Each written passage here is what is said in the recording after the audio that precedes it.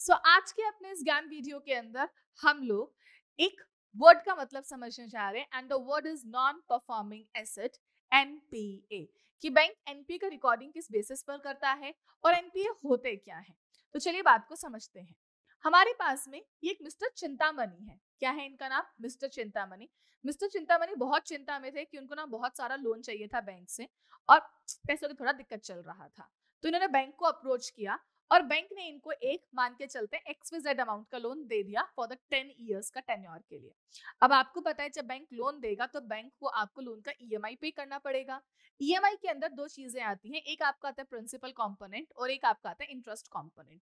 इन दोनों कंपोनेंट्स को मिक्स करके हम जो वर्ड कहते हैं वो कहते हैं ईएमआई कहते हैं उस वर्ड को। अब एग्जाम्पल के साथ बात को समझते हैं। अगर मिस्टर चिंतामणि का ईएमआई ड्यू होना जो शुरू हुआ था, लेट्स से वो शुरू हुआ था 25 जुलाई 2025 को। कब शुरू हुआ? 25 जुलाई 2025 को मिस्टर चिंतामणि का लोन का ईएमआई ड्यू होना शुरू किया और मिस्टर चिंतामणि ने अपना पहला ईएमआई बहुत ही सक्सेसफुली पे भी कर दिया। यार बैंक भी बहुत खुश। बैंक कह रहा है अरे यार बोरवर हो तो चिंतामणि जैसा, बिकॉज चिंतामणि ने बिल्कुल सही टाइम पे लोन का अमाउंट पे कर दिया। ड्यू डेट आई, ड्यू डेट आते ही लोन का ईएमआई पे कर दिया। बहुत ही बैंक खुश। बैंक यहाँ पे बहुत खुश है। बैंक कह रहा है चिंतामणि तो मेरा परफॉर्मिंग एसेट है। कौन सा एसेट है? Performing asset. क्योंकि जब बैंक किसी को लोन देता है तो बैंक के लिए वो डेटर बन चुका है और डेटर्स हमारे क्या कहलाते हैं? एसेट्स। और जब तक ये डेटर्स आपको इनकम अर्न करके दे रहा है, बैंक के लिए इस केस में इंटरेस्ट इनकम ही उसकी इनकम है, जब तक ये बैंक को इनकम अर्न करके दे रहा है तब तक बैंक बहुत खुश है और बैंक इसको कहेगा ये तो मेरा परफॉर्मिंग एसेट है। कौन सा एसेट है? ये मेरा परफॉर्मिंग एसेट कहलाएगा। फिर अगली डेट आई and the next date is 25 August 2025। Chintamani ने फिर से ईएमआई का डेट ड्यू हुई। चिंतामणि ने फिर से ईएमआई का पेमेंट कर दिया। बैंक यहाँ पे डबल ट्रिपल खुश है। Bank is very happy. आज चिंतामणि तो अपना कौन सा एसेट है?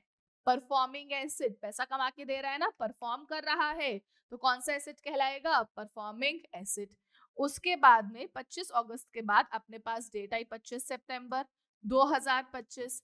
अब 25 सितंबर 2025 को फिर से ईएमआई का लोन ड्यू हुआ। चिंतामणि ने पे कर दिया। बैंक यहाँ पे और खुश। बैंक बोलता है यार मतलब Chintamani is my performing asset. Bank Chintamani को अपना कौन सा एसेट कह रहा है? बैंक चिंतामणि को यहाँ पर अपना परफॉर्मिंग एसेट कह रहा है।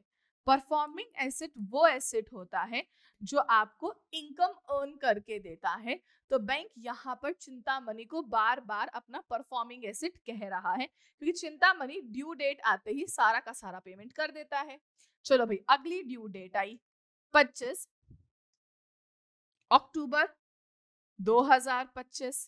अब 25 अक्टूबर 2025 को चिंतामणि के पास में भयंकर फाइनेंशियल क्राइसिस चल रहे थे और इन फाइनेंशियल क्राइसिस के चलते चिंतामणि अपना पेमेंट कर ही नहीं पाया।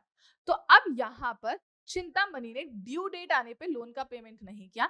इसका मतलब अमाउंट डिफॉल्ट हो गया। क्या हो गया? यहाँ पे अमाउंट डिफॉल्ट हो गया। अब क्योंकि यहाँ पे चिंतामणि ड्यू डेट पे आने पे अमाउंट का लोन का रीपेमेंट नहीं कर पाए, यहाँ पे ईएमआई का रीपेमेंट नहीं कर पाए, तो यहाँ पे इसका अमाउंट डिफॉल्ट हो गया। अब बैंक थोड़ी टेंशन के अंदर है। यहाँ तक तो ना हमारा बैंक ना बड़ा खुश था।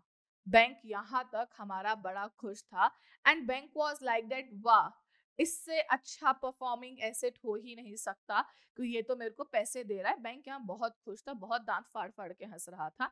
लेकिन जैसे ही 25 अक्टूबर आया और चिंतामणि का लोन का अमाउंट का डिफॉल्ट हो गया, बैंक थोड़ा सा उदास हो गया। उदास होना तो बनता है। बैंक को एक गहरी चिंता होने लगी, कहीं ऐसा तो नहीं कि चिंतामणि मेरे को पैसे देगा भी या नहीं। बैंक को क्या होने लगी? यहाँ पे थोड़ी सी चिंता होने लगी, कहीं चिंतामणि पैसे देगा भी या नहीं। मतलब चिंतामणि तो बैंक को चिंता दे गया ना। तो अब ऐसे करते करते यहाँ पर 30 दिन का टाइम पीरियड निकल गया। कितने दिन का टाइम पीरियड निकल गया? यहाँ पे 30 दिन का टाइम पीरियड निकल गया। और इस 30 दिन के टाइम पीरियड के निकलने के बाद अपने पास अगली डेट आई and the next date is 25 November 2025। इस दिन भी चिंतामणि ने बैंक को किसी भी तरीके का कोई पेमेंट नहीं किया। बैंक थोड़ा सा और उदास हुआ। बैंक को लगा कि अब तो पेमेंट आएगी ही नहीं, या आएगी भी या नहीं आएगी। बैंक गहरी सोच में डूब चुका है कि यार भरोसा करने का मन तो कर रहा है, अगले के साथ थोड़ी दिक्कत चल रही है, बट पैसा कुछ टाइम में दे ही देगा। अब बैंक को यहाँ पे बहुत टेंशन हो रखी है कि ये बंदा पैसा देगा भी या नहीं देगा। इस टेंशन के साथ साथ आगे काम चलता जा रहा था और चिंतामणि का पेमेंट की एक और ड्यू डेट आ गई थी। अब अपने पास डेट आ गई थी 25 दिसंबर 2025 और यहाँ पर भी चिंतामणि ने कोई भी पेमेंट नहीं किया। बैंक की टेंशन थोड़ी सी और बढ़ गई। बैंक का यहाँ पर जो हालत है ना, ये हालत कुछ इस तरीके से थी कि बैंक पहले थोड़ा सा उदास हुआ, फिर बैंक यहाँ पर थोड़ा और उदास हुआ। अब बैंक यहाँ पर सोच रहा है कि यार आंखों में से आंसू गिरने ही वाले हैं, क्योंकि चिंतामणि ने तो पैसे देना अभी भी शुरू नहीं किया। अब तो 3 ईएमआई में डिफॉल्ट आ चुका है। कितनी ईएमआई में? 3 ईएमआई में डिफॉल्ट आ चुका है। पता नहीं पैसा आएगा भी या नहीं। ऐसे करते करते 30 दिन और बीते और अगली ईएमआई का ड्यू डेट आ गया। अगली ईएमआई का ड्यू डेट आया 25 जनवरी 2026 के अंदर और चिंतामणि ने यहाँ पर भी पेमेंट नहीं किया। अब हमारा बैंक ना सारी की सारी उम्मीदें खो चुका है। बैंक कह रहा है अरे यार ऐसे कैसे काम चलेगा, ऐसे कैसे। बैंक कह रहा है कि डिफॉल्ट होते हुए को, बैंक कह रहा है डिफॉल्ट होते हुए को कितने दिन हो चुके हैं? 90 दिन हो चुके हैं। कितने दिन हो चुके हैं? बेसिकली यहाँ पर डिफॉल्ट होते हुए को 90 दिन हो चुके हैं।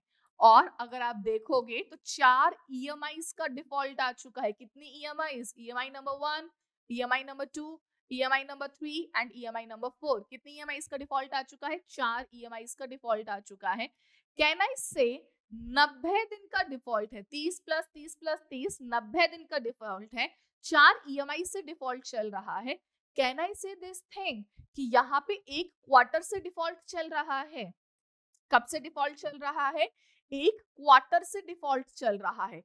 तो अगर किसी भी पर्सन ने कोई डिफॉल्ट किया है in the repayment of principal amount और payment of a interest amount, in short किसी भी ईएमआई के अंदर, और वो डिफॉल्ट 90 दिन, 4 ईएमआई या एक क्वार्टर, आप इन तीनों में से कोई भी वर्ड यूज कर सकते हैं, यहां तक का चल रहा है, तो ऐसे केस में बैंक अपने इन एसेट्स